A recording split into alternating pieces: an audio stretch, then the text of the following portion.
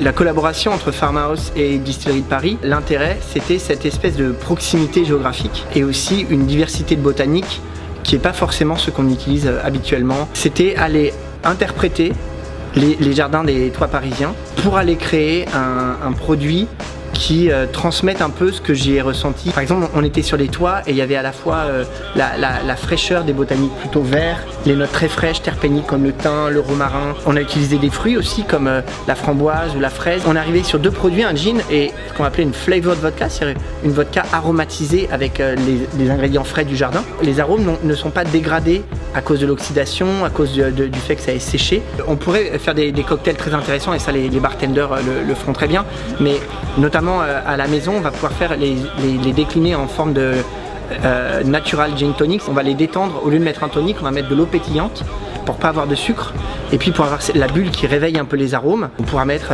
une feuille de menthe ou éventuellement une petite rondelle d'agrumes, mais on va avoir cette fraîcheur qui va laisser une bouche extrêmement péchu, dynamique, comme ça va être très agréable. Éventuellement aussi on peut les associer à tout l'univers des agrumes, hein. Les deux vont fonctionner avec en sour avec un petit trait de jus de citron, ça va faire des cocktails très intéressants. On peut aussi l'apprécier avec un plat ou alors en fin de repas avec un dessert ou format digestif. On va prendre une micro-goutte, on va le faire tourner dans la bouche, je suis même capable de parler en même temps, j'en ai tellement peu, j'ai pas vidé mon verre.